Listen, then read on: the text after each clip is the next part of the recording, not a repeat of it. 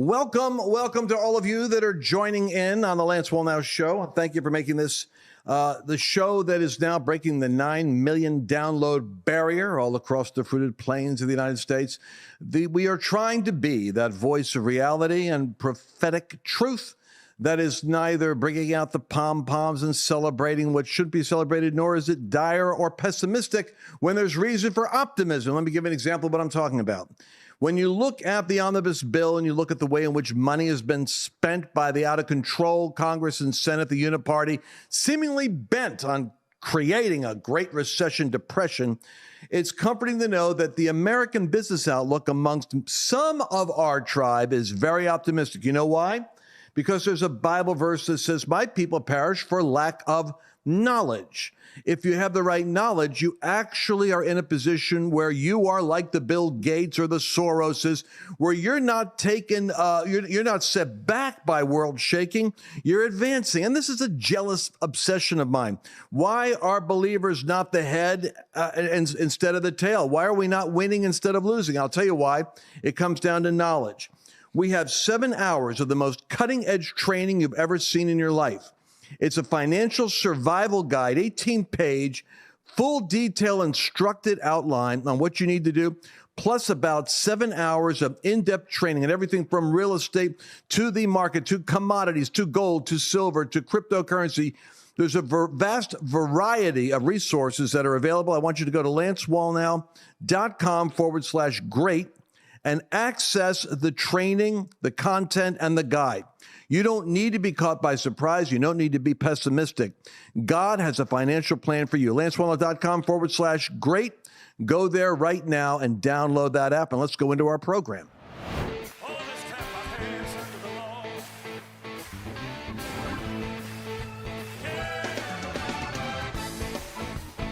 I was noticing last week when we were praying for this athlete, Damar Hamlin. There's a little bit of self-disclosure here. I am not keeping up with all world events plus sports. There are some people that have that facility. They're in the sports world all the time, and I'm around them, and I admire that.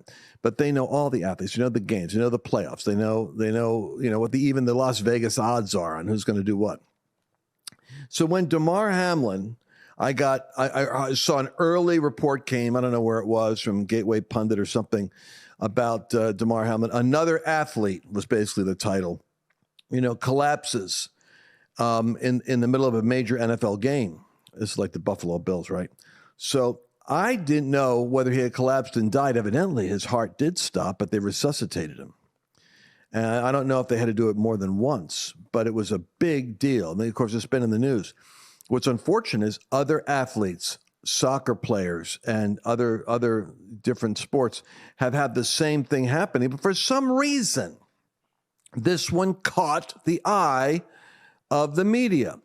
And what was particularly interesting to me is in an age where you've got we see the BLM manifestation, which was so strong coming out of the George Floyd riots. And literally BLM was in the middle of these fields, like on pitchers' mounds and on football stadiums.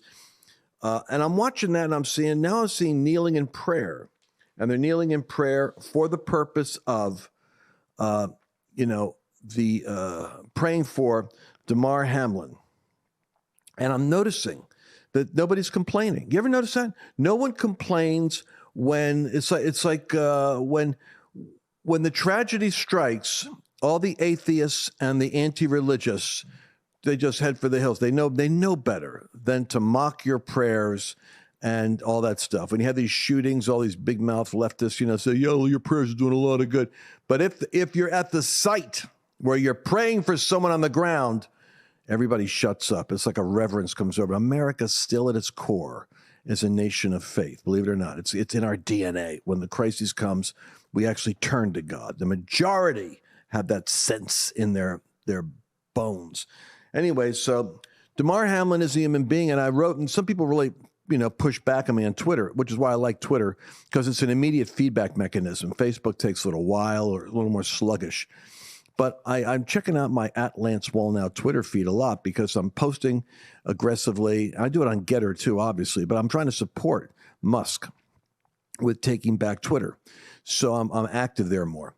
And people wrote back to me and says, "You've tasteless, politicizing of a tragedy. Don't you have any decency?" And of course, I'm a Christian. So if a troll ever gets near proximity to being accurate, I get convicted. And I thought, this could be tasteless because I'm talking about scene and another athlete falls and I'm not treating it like a human being. And so I began to realize, I think this guy might be a believer. If he isn't, he certainly is close to being a Christian, because he's thanking people for prayers the moment he comes to consciousness.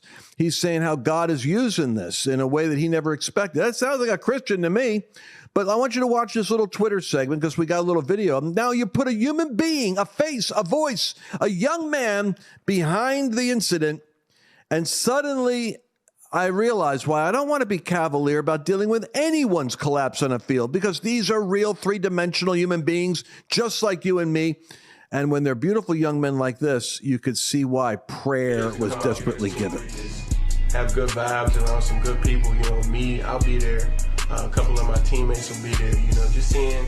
This is Damar Hamlin. Like I said before, I feel like that's big in kids' lives, and that's something that we haven't always had in Pittsburgh. Just being younger. Now here he's handing out gifts to kids for the youth that are in the podcast. It could be you. All you gotta do is just work hard, stay focused. I'm thankful that I can even be in this position to give back. I can't really remember too many people that got in front of me to show me like, this is the way to go, this is the way to do it, So I really feel like it's important for me to do it because I know the difference it can play in a kid's life, Even if it's just meeting me one time. And he's shaking all the kids' hands, right, down there, probably in the low-income housing sections where they don't have presents. He's handing them out.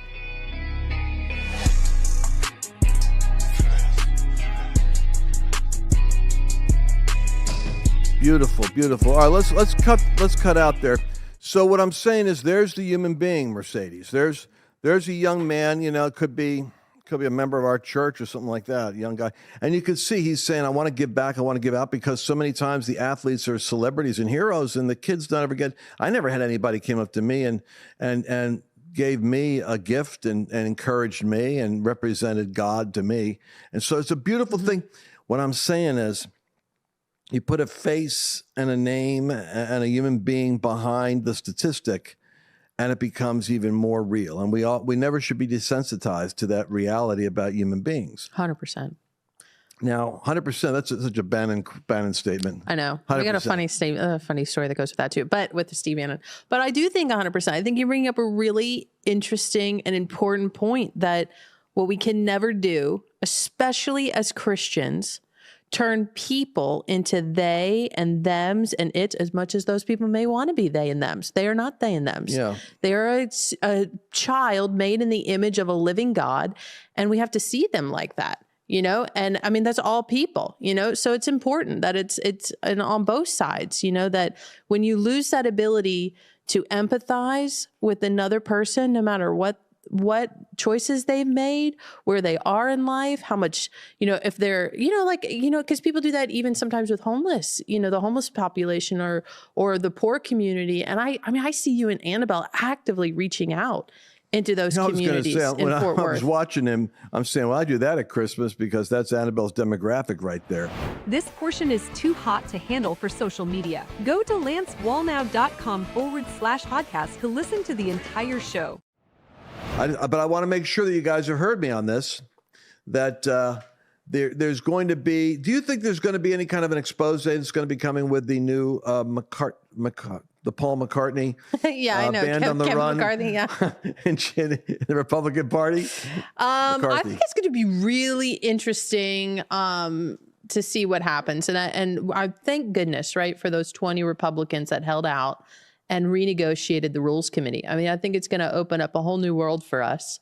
But yeah, I don't know. We're yet to be seen. I do think we're going to have a lot of committees that come out of it, though. I had something here from Rodney Howard Brown. I've been tracking with Rodney. I was like, Rodney, I should go down to Tampa sometime. I'm surprised that he hasn't had me down there.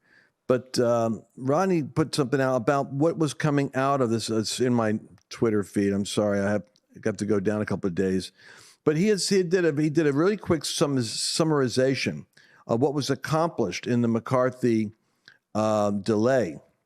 Because everybody was screaming. I was really disappointed, as I'm sure many of you were, with Newt Gingrich and Sean Hannity and Trey Gowdy. Do you guys realize now that, where they were used to be a 10 in terms of early alert, canary in the coal mine, conservative voices, they went down to 6.5 because none of them caught the fact that what our people were holding out for was going to be better policies that would be enacted, including that there would be no more omnibus type bills put together in the back room deal like sausage making, that they would be out there on the floor, that there would be one item at a time, one department at a time, not converging departments and coming up with funding for them.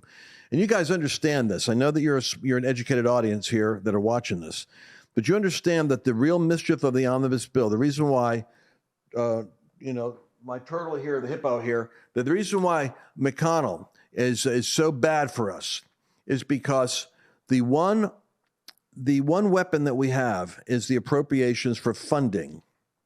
$400 million was given to the FBI, the corrupt FBI, for a new office building. You don't reward these agencies with infinite funding from the public till, where you as a taxpayer are paying for the war in Ukraine and for all the other woke policies. And so what happens is when McConnell and the Congress, when they cobble together a backroom deal that provides funding for their agenda for the next year or two, it guts the Congress that's coming in from the ability to apply, which would be called the anvil and the hammer approach. The anvil is the funding, and the hammer is going to be the investigative reporting, investigations and accountability. We want to hold them accountable, but you can't hold them accountable if you don't have the funding tied up. You give them the money, they're gone. It's like paying somebody. I had a photographer for a wedding once. I made a mistake. I liked the guy. I paid him in full for the photographs, and he only gave me half the photographs. He says, well, he got tied up, something happened. I never got the other half. If I had been smart and shrewd instead of a generous, naive Christian, I would have said, I'm going to pay you half. As soon as you give me the first half, I'll give you 10% down. You'll get half of this upon the first deposit and the rest of it on completion. You get the rest of it on completion. What are you laughing at? Oh, just Carl and I make faces at each other. When you say things are like 10% down, and we both look and we're like, you can't do 10. It'd have to be 50%. But I know what Carl's thinking, and we're like, that's not going to work. But I like what you're saying. I also want to get in two things related to McCarthy. Okay, related to the speaker. I know you're frustrated with me, but we only have 3 minutes left. So I can't fight with 3 minutes left. Go ahead. I put on my Facebook page two videos related to the speaker. So Glenn Beck did a great whiteboard summary about the power that the speaker has. And it's really two things we were really holding out for. One, the speaker determines what new legislation gets put into a subcommittee. Okay, so that's really critical. The next thing is, after the subcommittee approves whatever that legislation is, it goes to the Rules Committee. And that's also what Gatz and the 20 were holding out for, is they wanted some of the Freedom Caucus to be on the Rules Committee. And then from that committee, it goes back to the speaker, and then the speaker decides, and this is why we have not seen debate for the last probably 5 or 6 years, is the speaker gets to decide, does it go right to a vote, or does it go to the floor for debate? And so they're saying, we want it to go back to the floor to debate. The American people deserve to hear what's in all of these different bills. And we need more time than 24 hours to review a 4,000-page humongous bill. Oh, come on. From Rodney. So here's how badly McCarthy got beat, he says. The House Freedom Caucus has 45 members. That's 20% of the House, right? Mm-hmm. But got 3 out of 9 GOP seats on the all-powerful Rules Committee. That means our watchdogs got 33% of the seats. Nice.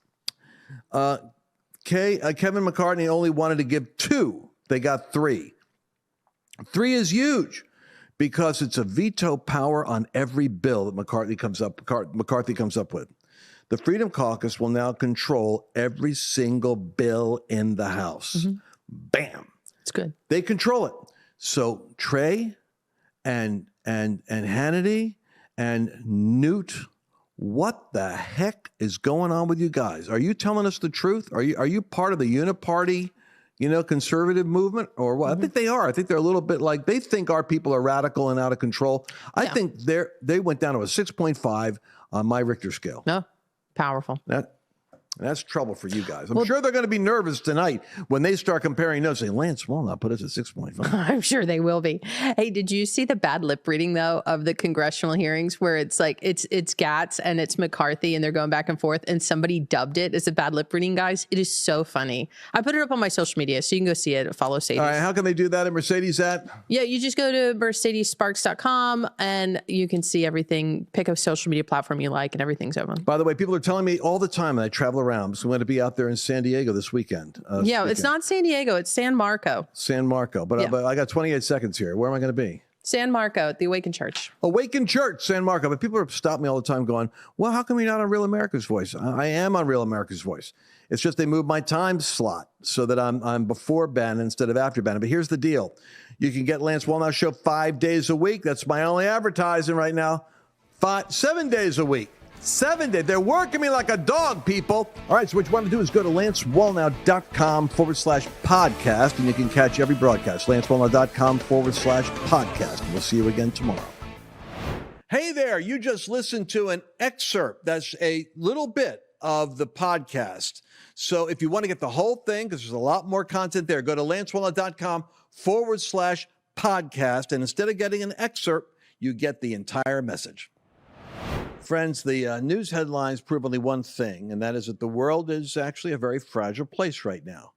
And that means the time to prepare is now for more instability. So let me ask you, do you have enough emergency food on hand to get you through a severe shortage? Most people actually don't. That's why I recommend the My Patriot Supply. And right now at lancewallnow.com/Patriot, you could save $150 off of a Vital 3-month emergency food kit. That's a kit that actually contains a whole lot of different kinds of meals. They're actually tasty. They got 2,000 calories a day in them. And we're talking about breakfast and lunch and dinner and a combination of different meals. That's going to be lancewallnow.com/Patriot. Save your $150. Get a hold of the 3-month food supply and do it now. Don't be a victim. Don't live at the last minute and decide that you're going to do it when they don't have the product. But take action. lancewallnow.com/Patriot. You'll be glad you did.